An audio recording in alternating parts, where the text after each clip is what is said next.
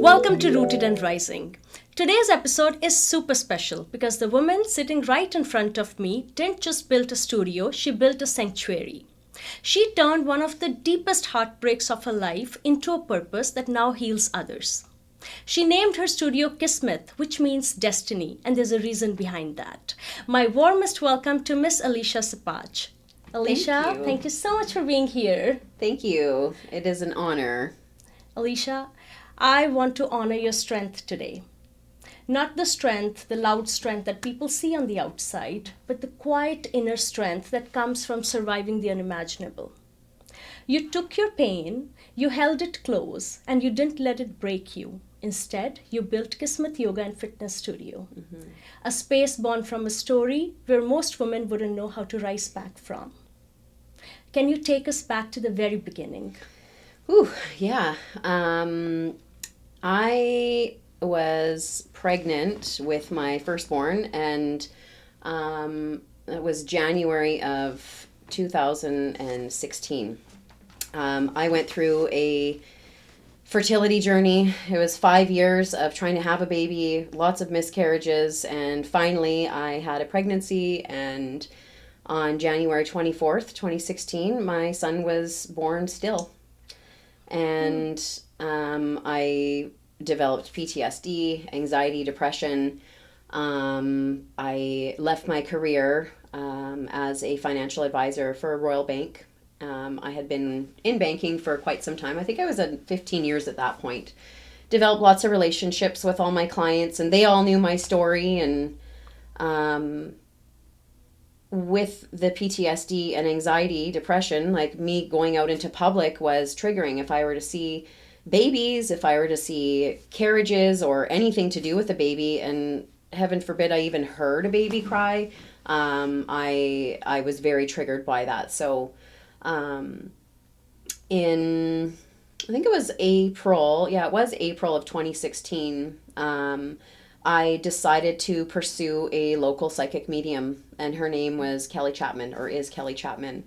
And I mean, I've always been really spiritual, and I believe that there's a lot more going on than what we can see. And I wanted to hear from my son. I was hoping that I would get to connect with him somehow. So I went to see her in the middle of April sometime, and she as soon as I showed up there, she was telling me, my grandfather was present actually. She described his living room. She said there's this carpet, and they're pulling toys from beneath the carpet, and she said that could mean a whole bunch of things or something to do with your childhood.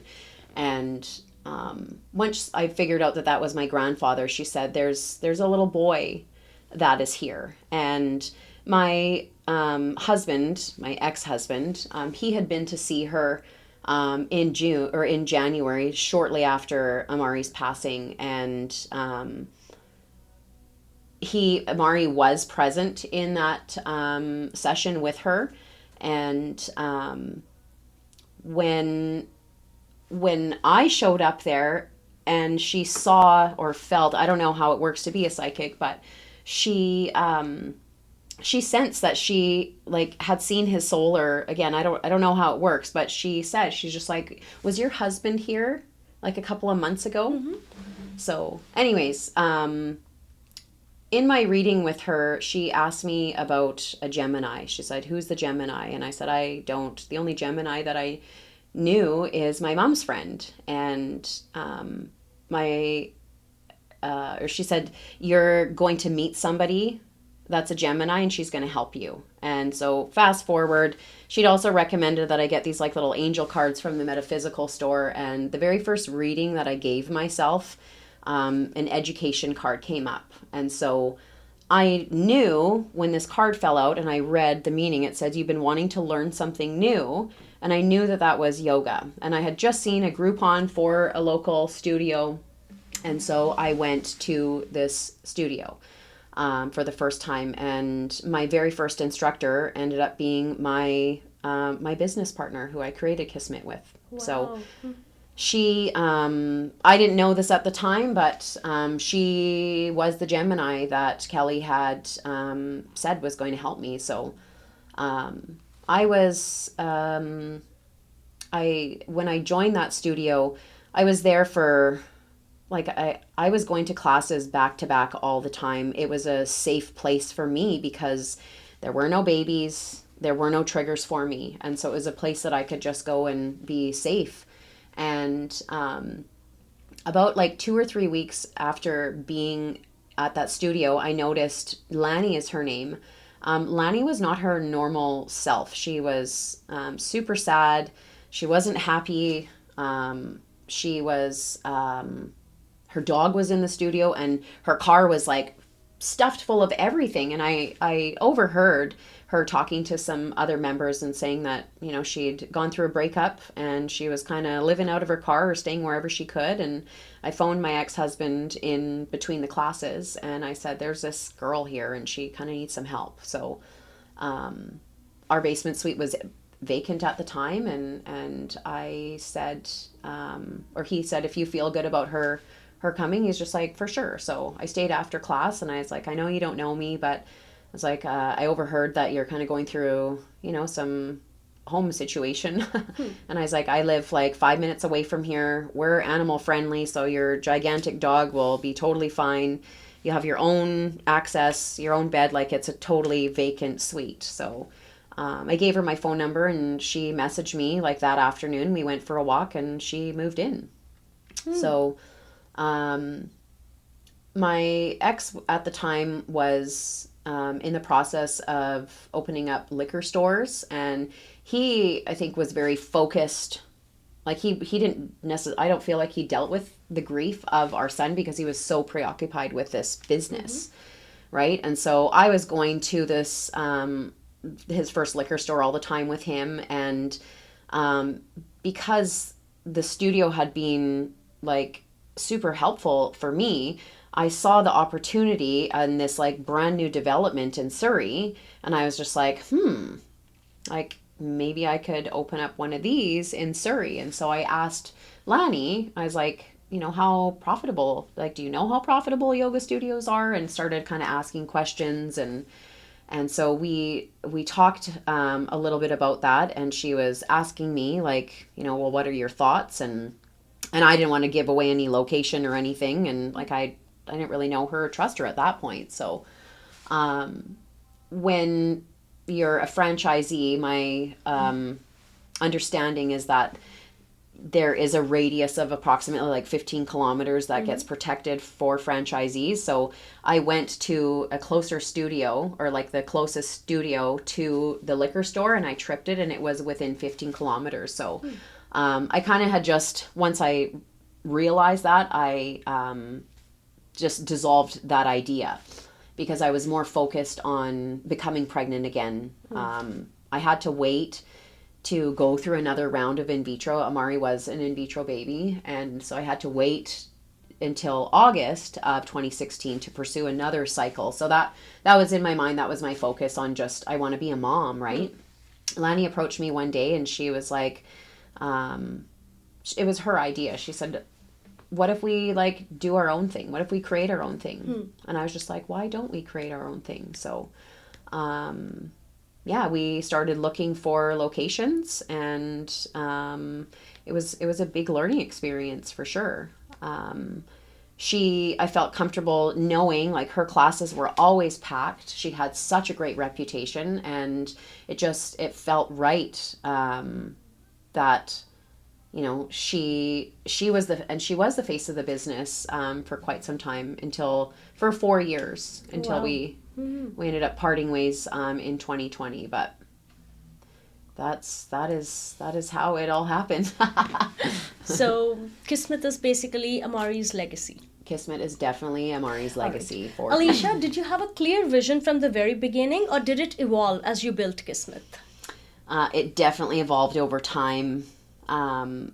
Initially, my focus was just becoming a mom, and I was part of the business, but I was I was running the business from behind the scenes. So I did all of like the banking and transactional things, and Lanny was the face of the business. So years went by, and relationships can be really difficult. And we both actually did a lot of growing and healing.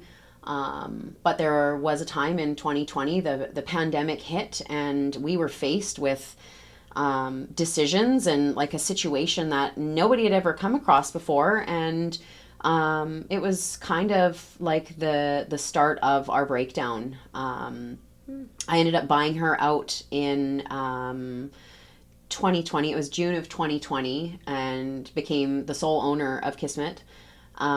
She went on to teach yoga. She had moved to, I think it was like Surrey or Delta or something. And a couple years after we had separated, we ended up meeting together. I said, I'd like to have lunch with you. And I had been going through a lot of personal things. My husband and I thought that I was really happy in my marriage, and it turns out I wasn't. And so I was projecting a lot of control into our business because I had no control over what was happening in my own home. And I didn't realize that, but when I was able to sit down with Lanny, I apologized for that, and she was able to apologize for, her mistakes and not treating me as a business partner and having respect. So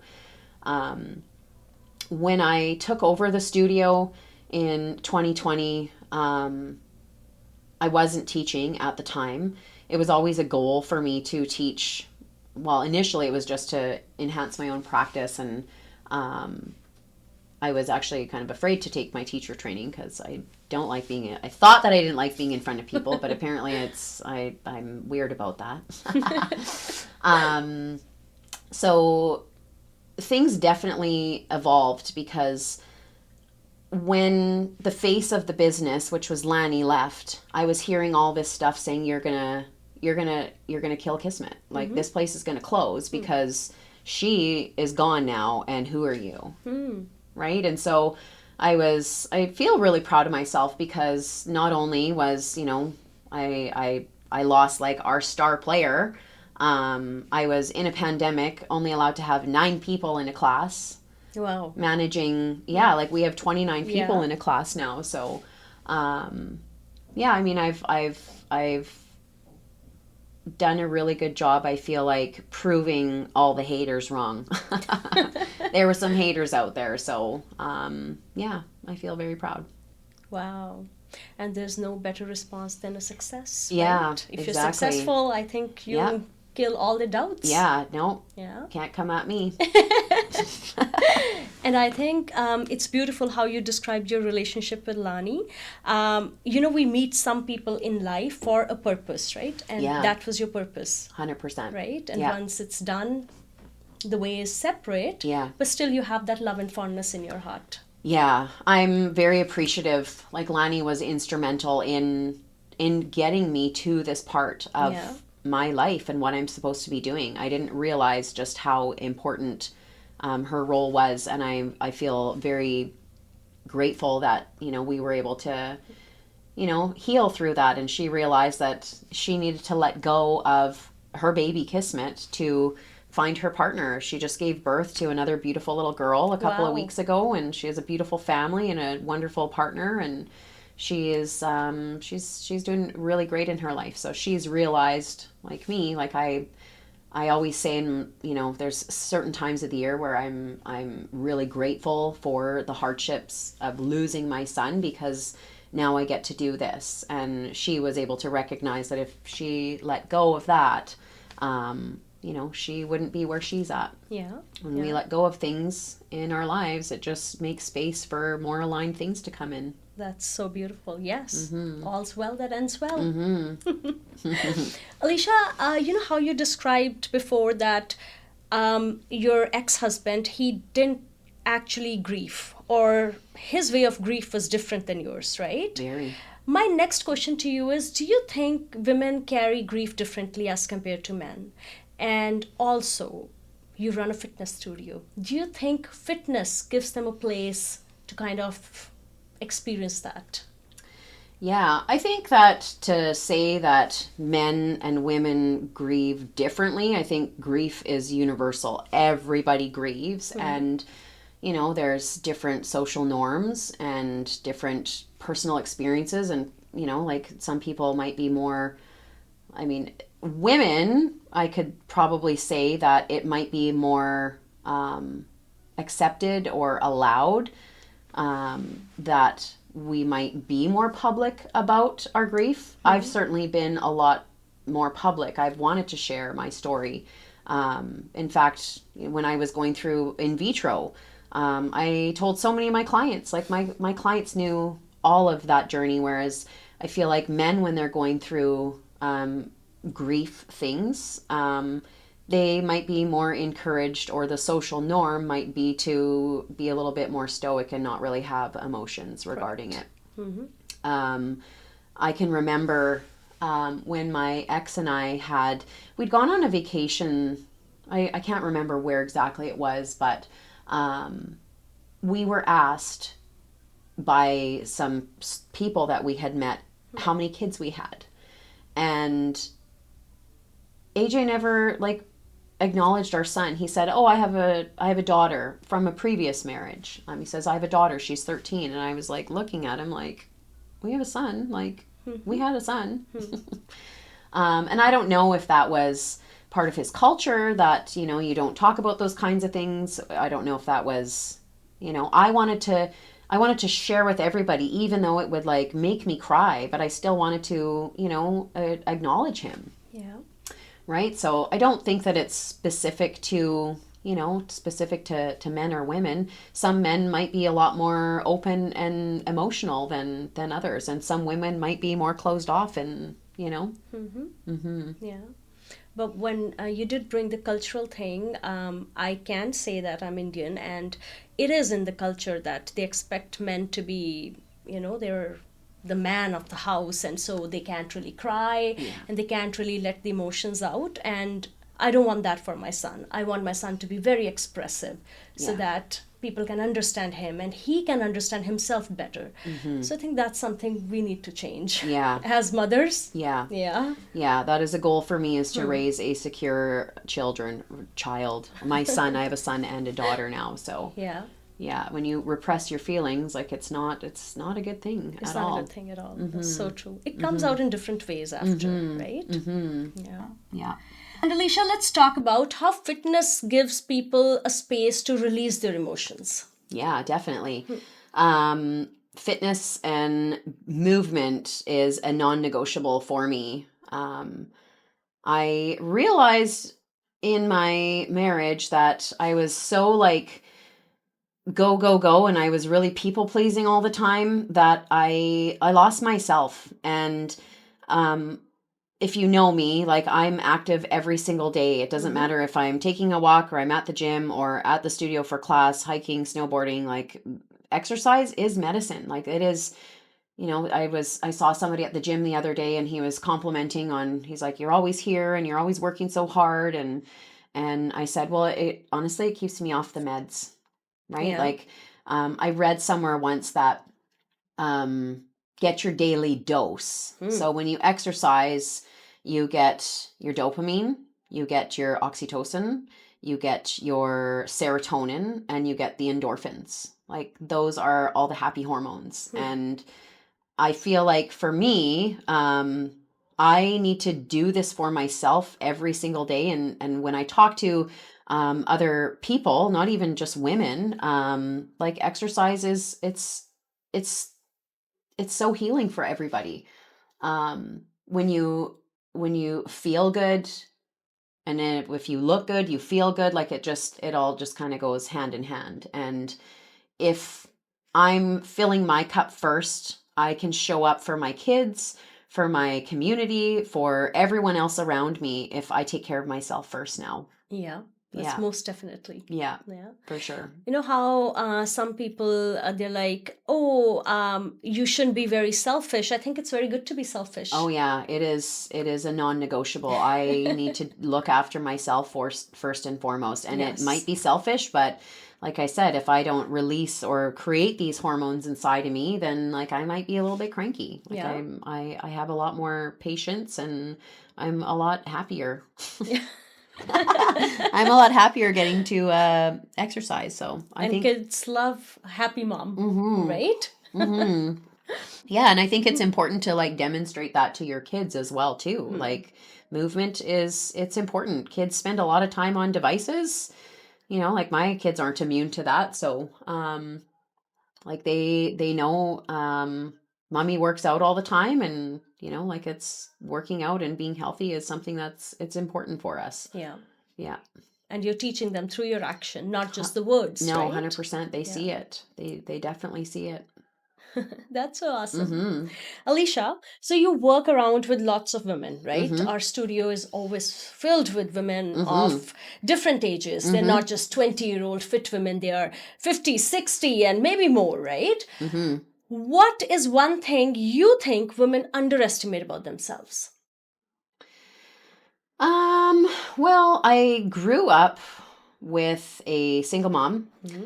and I personally, I think that because I grew up with the mom that I had, like she had all kinds of things faced against her in like the early 90s and late 80s. Like it was, you know, probably not the best look for a single mom to be out on her own. And um, like I watched her feed us. Like she went to work every day and we had to do yard work and there were things that needed to be fixing in the house. And it was like, I had the most like I had a really great role model on how to kind of like you can do anything that you can put your mind to, right? There was no limitations. Maybe with electrical or like maybe there might have been a couple of things that my uncle might have come Mm-hmm.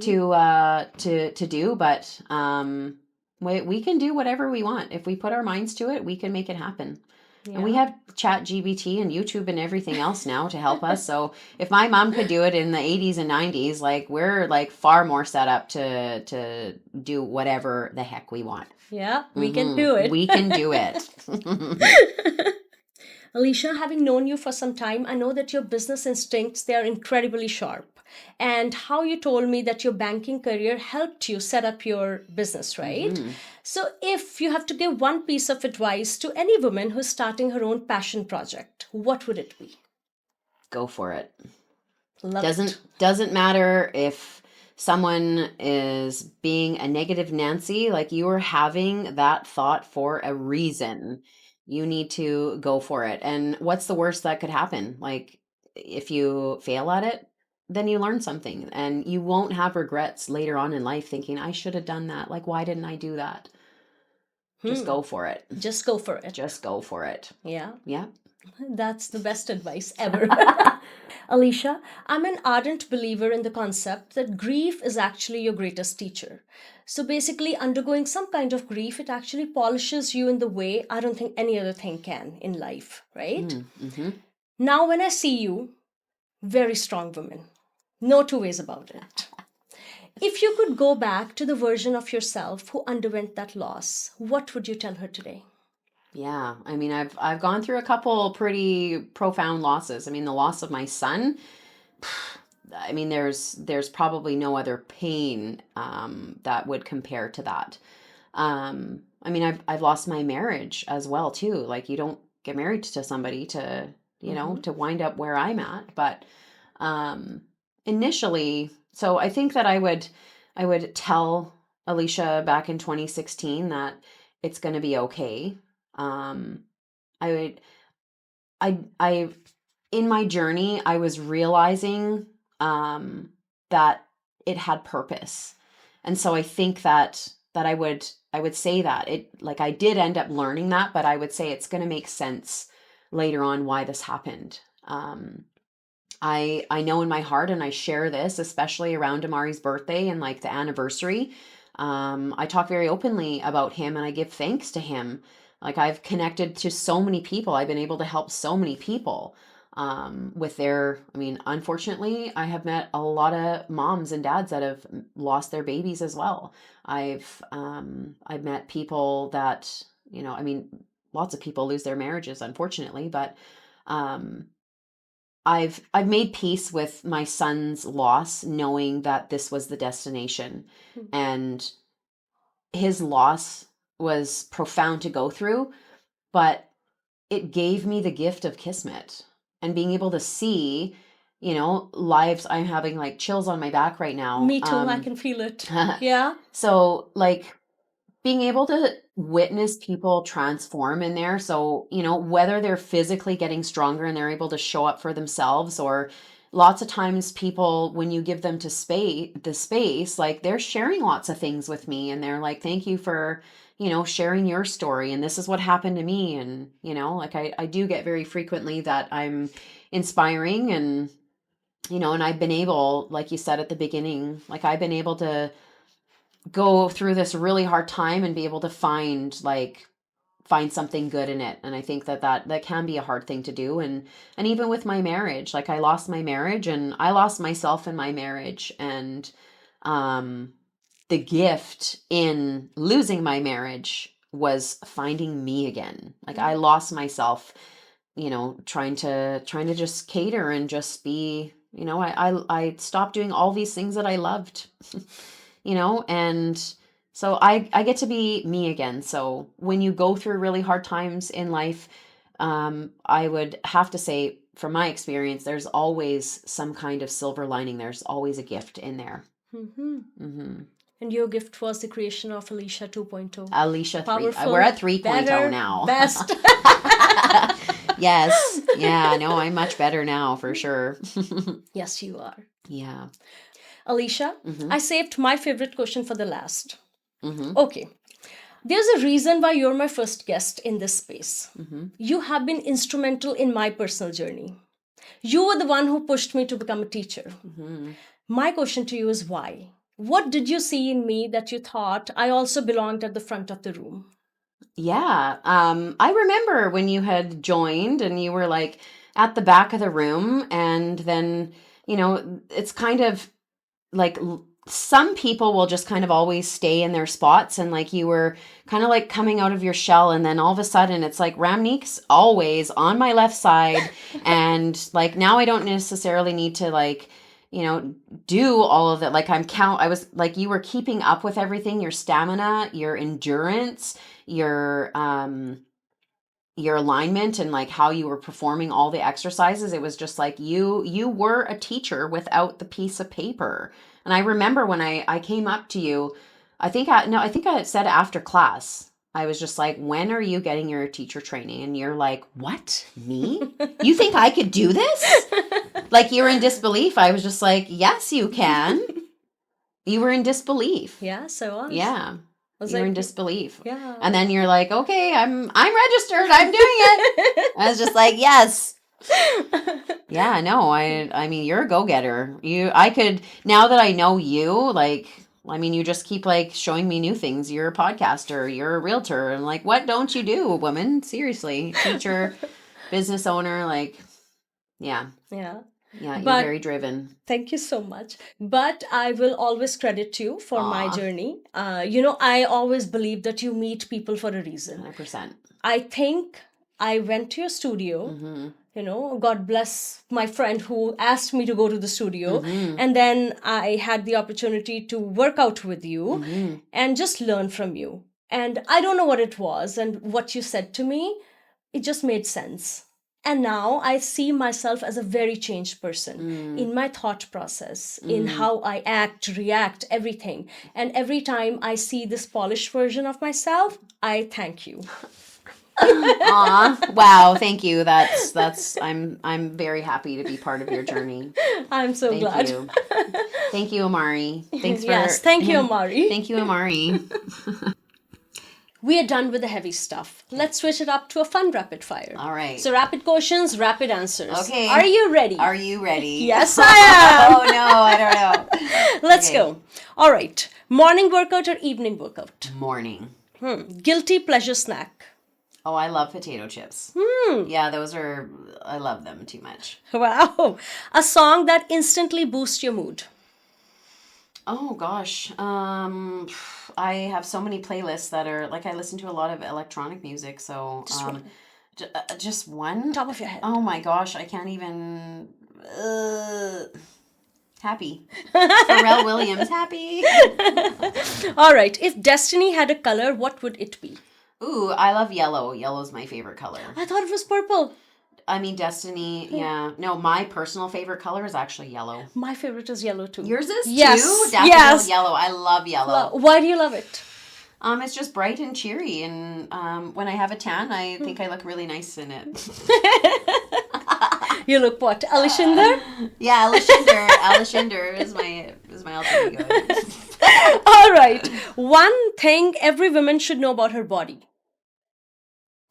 You should love your body. And I remember my mom, like as a young woman, I would always be like, I don't like this, I don't like this. She's like, you're gonna look back on these photos in like 5 years, 10 years, and you're gonna wish you look like that. Like we age. Like just love yourself. Like don't be so critical on yourself. Yes. Yeah.